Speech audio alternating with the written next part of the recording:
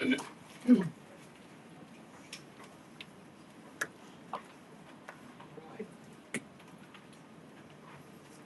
right. Good. All right. Well, good morning. I first want to start off by reminding the citizens of Louisiana that as you travel around the state, you see flags of all state buildings that have mass in honor of those lives that were lost in this horrific act of violence. I also think that it's important to remember that what happened yesterday was akin to those who are old enough to remember jigsaw puzzles. And that you would take 1,000-piece jigsaw puzzle and you empty the box and you've got to start sifting through those pieces. And you want to start, if you're real good, you start at the corners, right? Try to put your corners together. And from yesterday to today, over 1,000 law enforcement agents and officers, men and women, have been pouring over countless amounts of data, of videos, of surveillances, interviews, tracking down every possible lead that came to us, whether it was the New Orleans Police Department, the Louisiana State Police, the FBI, or our other federal agencies. Also, yesterday, I issued an emergency declaration. That declaration was meant to streamline resources and communications between state, local, and federal partners. And we're seeing the results of it. I also would like to remind everyone that what's going on in this city and this state is twofold. We've got an active criminal investigation going on, while we're also continuing to secure the city in preparation for 3 o'clock kickoff time for the Sugar Bowl. With that, I would also remind those who are in the city that as far as state resources are concerned, we have the Louisiana State Police, the Louisiana National Guard, which was part of that emergency declaration, which allowed us to put an entire MP company on the ground. Those become force multipliers, is what we call that in law enforcement and the military. That helps to add to the resources that we have. Wildlife and Fisheries, the Department of Corrections, DSF, DHS, our Veterans Affairs, our Probation and Parole, all state agencies. Any state agency who has a post-certified officers are here in this city to help secure the city. And so with that, I would like to turn it over to Christopher Rea, who is the Deputy Assistant Director of the FBI's Counter and Terrorism Division. Chris. Thank you, Governor Landry.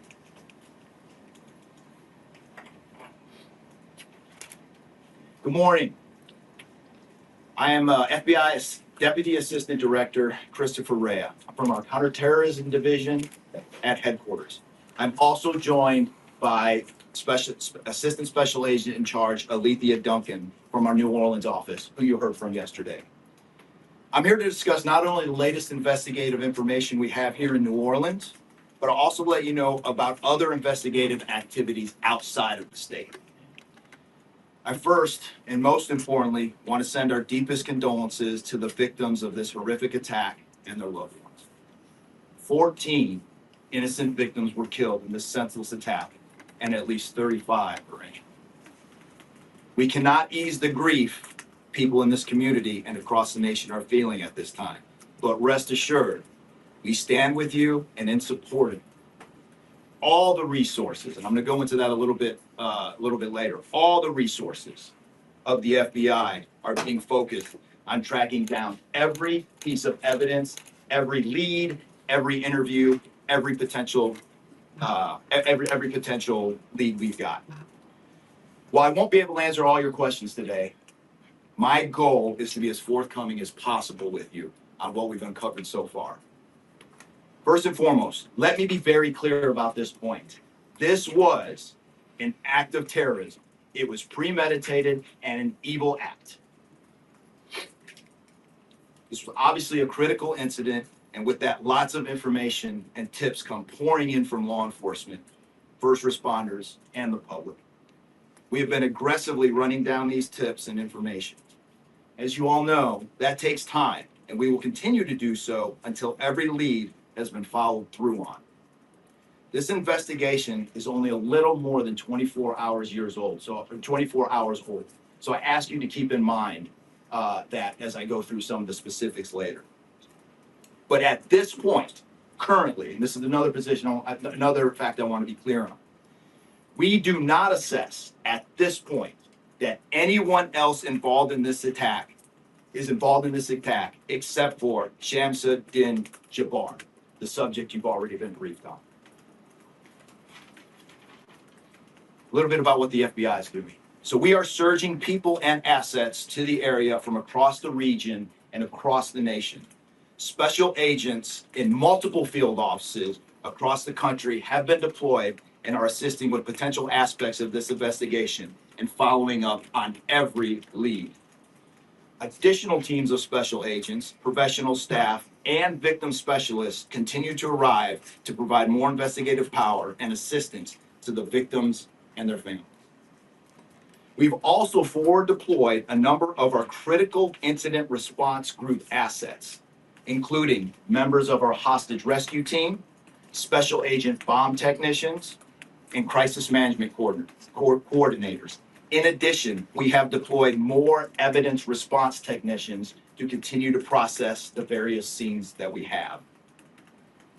So far, we have received just over 400 tips from the public, and that information is being followed up on both here in New Orleans and across the country. Some of the tips are here in New Orleans, and there are other tips in other states across the country that we are following up on. The FBI team and our law enforcement partners here are also reviewing hundreds of hours of surveillance and other video from both the French Quarter and other locations. As for a timeline, at this point, investigators believe Jabbar picked up the rented F-150 in Houston, Texas on December 30th. He then drove from Houston to New Orleans on the evening of the 31st, and he posted several videos to an online platform proclaiming his support for ISIS. There were 5 videos posted on Jabbar's Facebook account, which are time-stamped beginning at 1:29 a.m. and the last at 3:02 a.m. In the first video, Jabbar explains he originally planned to harm his family and friends, but was concerned the news headlines would not focus on the, quote, war between the believers and the disbelievers, end quote. Additionally, he stated he had joined ISIS before this summer. He also provided a will and testament.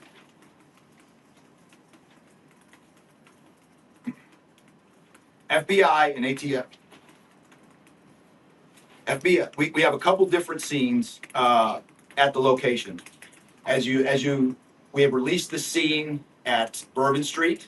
That scene has been released. We also have a scene off of Mandeville Address, where we're currently searching that scene right now.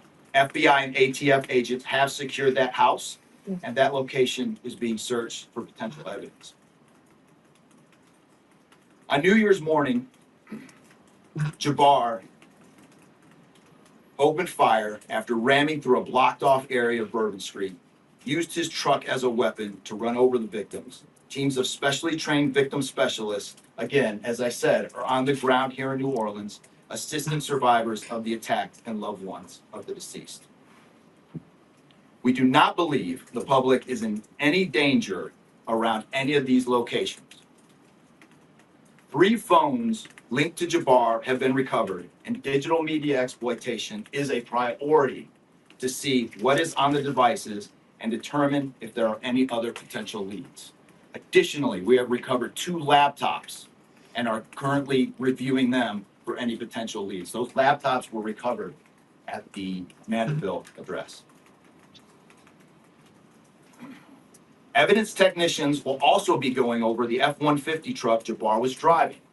As you know, we recovered an ISIS flag from the back of the vehicle.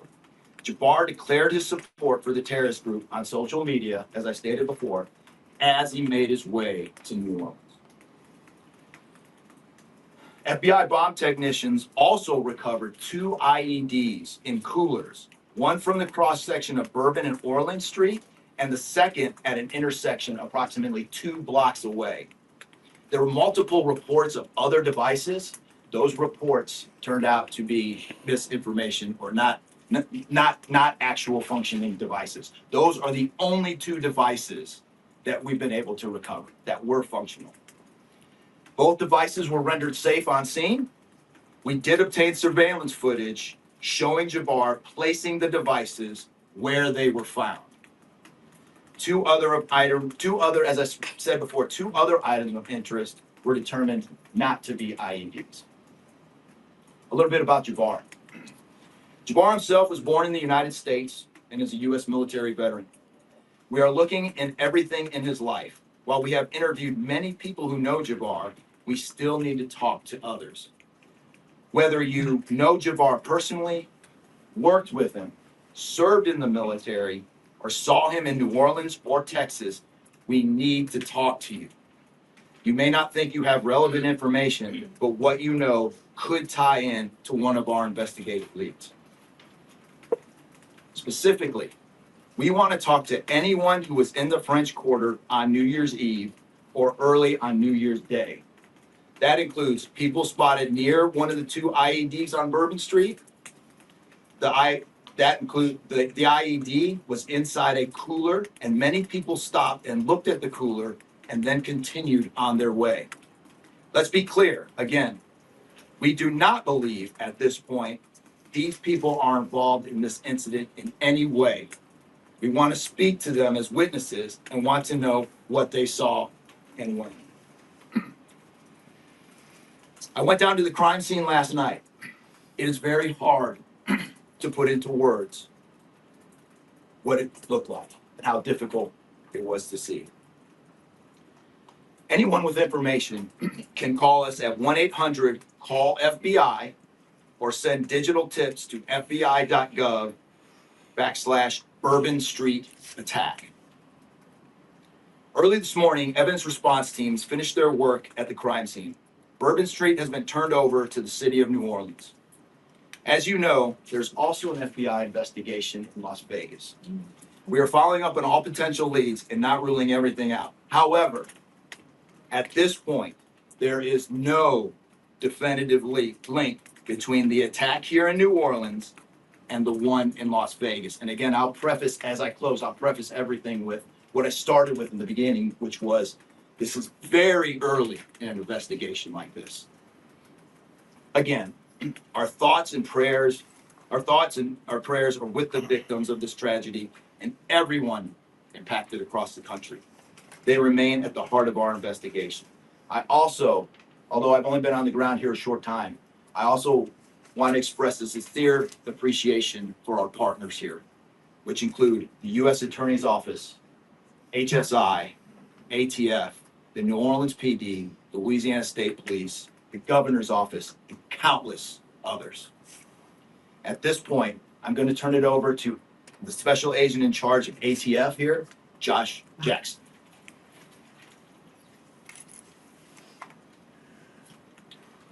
Hey, good afternoon. As stated, my name is Joshua Jackson. I am the Special Agent in charge for the ATF New Orleans Field Division. And ATF's primary mission is preventing, reducing, and solving violent crime throughout the United States and abroad. Solving part is the focus of this investigation. ATF resources that have been brought to bear to the city and to focus with our federal, state, and local partners have been our national response team. We spoke about the scene that's still being processed now. The national response team, the ATF, is a team of certified fire investigators, certified explosive specialists, fire engineers, electrical engineers. These folks will give us additional investigative leads to help the investigative team identify what happened at the location in Mandeville and identify how that fire started and move the investigation forward from there. Additional resources that ATF has brought to bear into the city.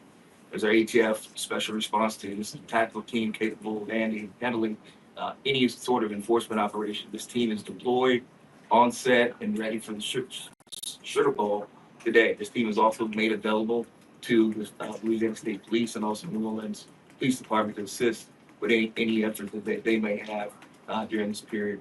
Additional resources, as the governor alluded to, he executed executive powers and had an emergency declared where ATF was able to tap in to assist Emergency Support Function 13 resources. This allowed us to bring additional explosive detection canines so that we can safely sweep the city and safely sweep the Super Bowl in preparation for the game today. These resources will still be in the city as we lead up to the Super Bowl and to Mardi Gras. These type of ATF resources will be there. The last resources the ATF has brought to bear, and probably the most important one, is our victim witness coordinators. These folks come in and they provide resources to the victims and the family members that have suffered greatly during this tragedy. The entire city hurts, but the victims and the family members are in need of resources and care long after this investigation wraps up. This time next year, to be hard for the families and friends who suffered during this event. So our victim witness coordinators are working with the FBI, the City of New Orleans coordinators to provide resources to these folks out here. And as we move forward, ATF will be committed. We will work with the investigative team moving this investigation forward. But also, we'll be here to make sure the city is safe and prepared as we move into the Super Bowl. With that, I'm going to turn it over to our mayor of this great city, New Orleans. Madam Mayor. Thank you so much. Well, good morning once again. And I just want to just echo my thank yous to the unified command of our law enforcement partners and at every single level, federal, state, and government. Government, thank you for your partnership. Thank you. I also want to thank the residents and the visitors of the city of New Orleans for your patience, for your support, and most of all, your prayers. Our hearts and prayers continue to go out to the victims' families. And the city of New Orleans, we're resilient. And as I stated on yesterday, my focus in terms of a priority has been on our victims. As you've heard, that yes, the FBI was able to clear Bourbon Street. And what that meant also for me in this city was that we were able to remove our victims, identify them, and notify their families. Real reverence. They mattered, the families mattered, and matter to the city of New Orleans. In addition to that, I want to just thank again our federal partners in Washington, listening to my plea personally for the additional resources to allow for the scene to be cleared, and again, attending to our victims. I walked by each one and I did the sign of cross in my own way because reverence again is important. So while we have been able to have Bourbon Street returned back to the city of New Orleans, and the due diligence has been done, that then allowed me to give the go-ahead to begin the cleaning of Bourbon Street. That started happening in the morning about 2 a.m. It was completed for 8 a.m. this morning. But that has really set the tone, I would say, and with the confidence that I have in the law enforcement partners, all of the resources that have been activated, how we have made sure that safety continues to be our top priority, how our assets have been deployed strategically, again, for the safety and the protection of our visitors and our residents in the city. And because of that, the confidence is there to reopen Bourbon Street to the public prior to game time today. The first order will be to allow for vendors to come in and service the businesses. That's important in order for us to stand up activation, as you know, Governor. And so with that, I want to reassure the public that the city of New Orleans is not only ready for game day today, but we're ready to continue to host large-scale events in our city because we are built to host at every single turn. I want to again thank all of those who responded to the FBI's call for information and tips. As you heard, that has been useful. Continue to do that. The investigation is still active and absolutely under the FBI's leadership. We will continue to operate and cooperate as we always have. So I want to also thank all of our partners for the added resources for victim and crisis management. We know that that's again important. Working with our partner, the Greater New Orleans Foundation, we have set up a fund for our victims' families for not only today, but into the future. As you heard, this is going to be a long process for our people. So with that, the city of New Orleans, and with all of my confidence, we are ready. And we could not get here again without the unified presence, support, and cooperation. We are stronger together. And I want to say again, thank you so much. Thank you, Governor. So once again, the governor would like me to reiterate that Bourbon Street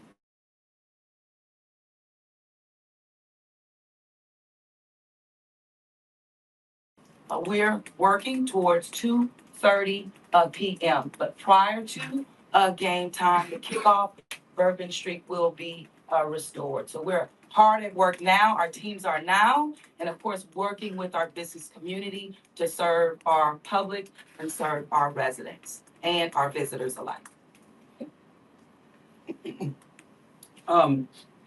closing, I want to rest people assured.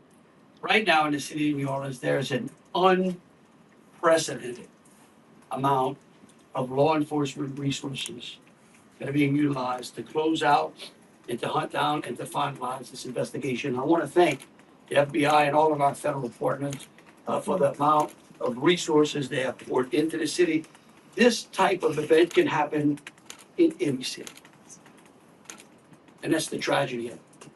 And I think it's important for people to understand that to protect our citizens in America from evil, you have to crush it. You can't go out there and placate it. You can't go out there and say, oh, I'm going to put this in place and that in place and hope that evil doesn't show up on your doorstep, because it will. You have to crush it. And that's what we're going to do here. We're going to put it all behind us. We're going to continue to keep the victims, those that are in the hospital, either fighting for their lives or trying to recover, in our thoughts and in our prayers. But you know, this morning, and I don't want to single out just one news source, but I just happened to turn on Fox and Friends, and that was a young man who was interviewed, who was actually on Bourbon Street during this horrific act of terrorism. And they closed out by asking him, what now? And I think he summed it up. He said, look, we can't live in fear, because fear will paralyze us. He said, we come down to the city to enjoy ourselves and to entertain ourselves and to be with our friends and with our families, because that's who we are. Louisiana invented hospitality. The people of this city care for each other. And believe you me, we care about each one of the lives that were lost in the city. We will never forget them. But it would be a tragedy if we let their losses be snuffed out because of fear. This city will be back. We'll be open to family and friends and loved ones who want some time to relax from the pressures of life. And so today, We're gonna have us a sugar bowl. We're gonna enjoy ourselves. We're gonna keep those, again, who have lost loved ones in mind. And we're gonna get on to the business of this city and this great country. With that, I'll take any questions. Governor, this is for you and the assistant director. The message has really changed since yesterday. Yesterday, the FBI said that people should be vigilant, that he did not act alone, that he likely had help. And now you're coming out the very next day and saying he was a lone wolf, everything is safe, the game moves on, everybody have a good time. How can you be so sure just 12 hours later? We're gonna bring him up. All right, but here's what I want to remind everyone, like I was a deputy sheriff. I worked in the jail, I worked in the street, I worked on the interstate, I served warrants, I can tell you.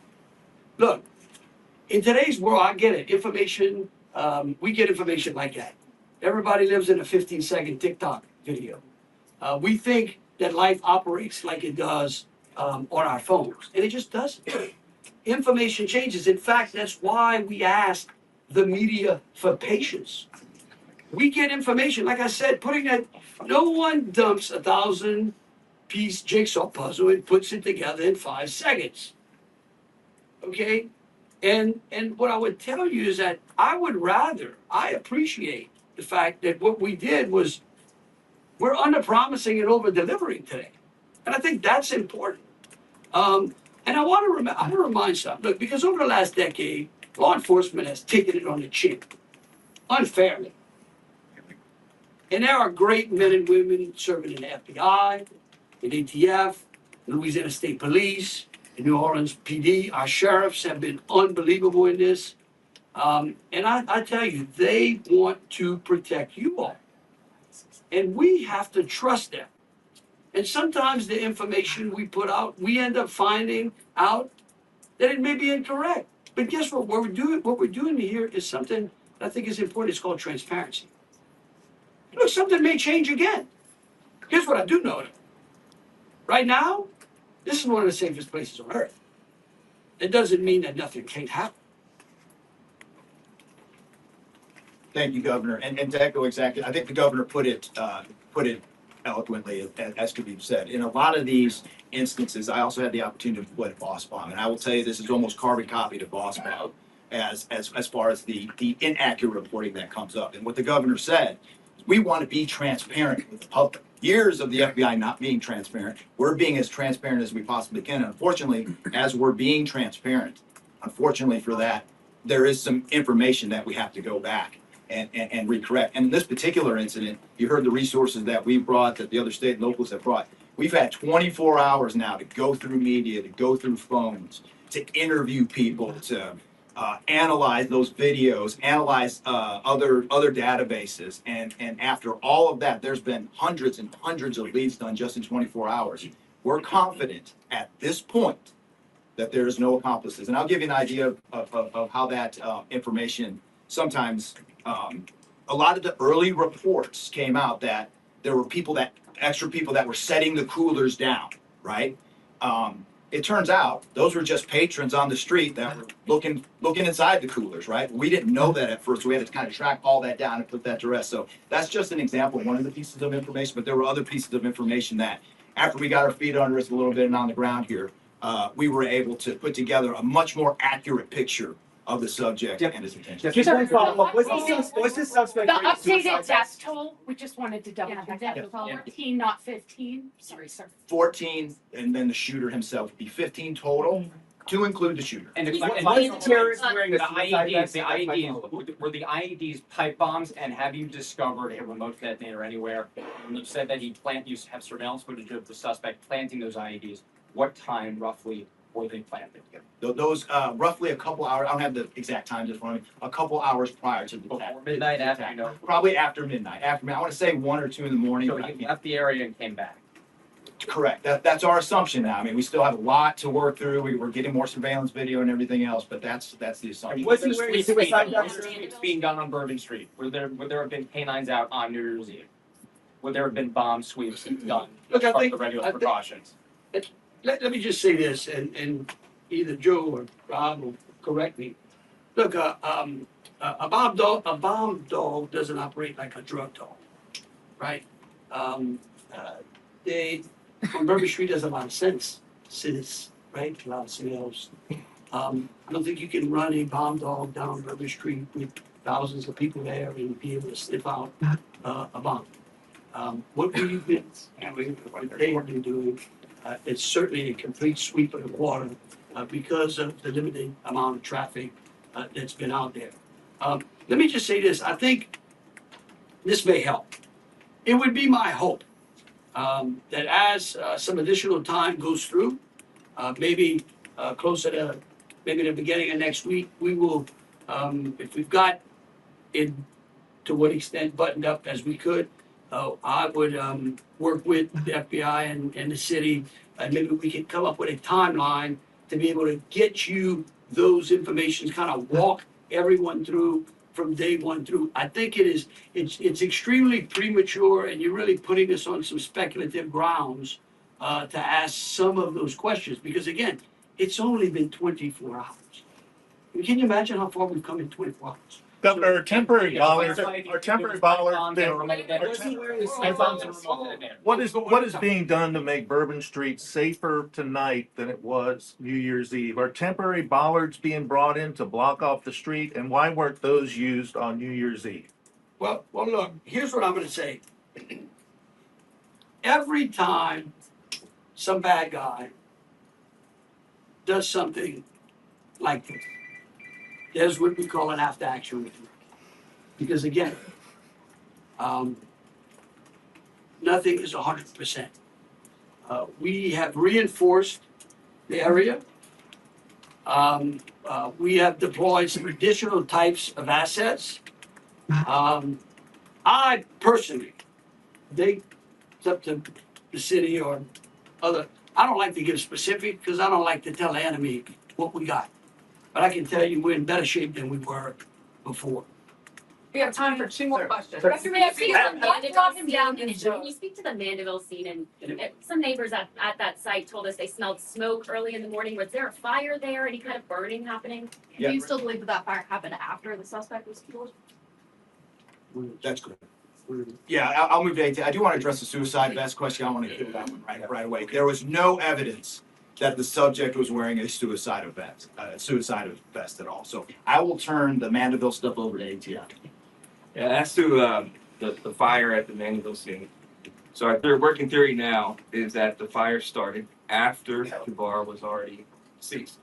There's a lot of different ways that can happen. You could have different time devices. You could have a long cord that extended that time. You could also have pressure cookers that were put on top of the stove filled with gasoline, and then it went on. There's a lot of different ways to do it. That is why our ATF National Response Team is here to answer those questions and get that investigative lead back to our team. So more to come on that. We're still processing that scene. We're out there right now. Are you? What about he became radicalized over all of this time? What brought him to Bourbon Street? Do we understand? Was there any international travel involved? What led him down this path to this sort of radicalization? Sure, a lot of questions we're still asking ourselves. We know that he specifically picked out Bourbon Street. Not quite sure why. I mean, I think one can assume that it was lots of people New Year's Eve, with a target for an attack. That's the stuff in the coming days as far as that path to radicalization that we're really going to be digging into and making a priority of. So what I can tell you right now is that he was 100% inspired by ISIS, and so we're digging through more of the social media, more interviews, working with some of our other partners to ascertain just how to ascertain a little bit more about that. Did he serve in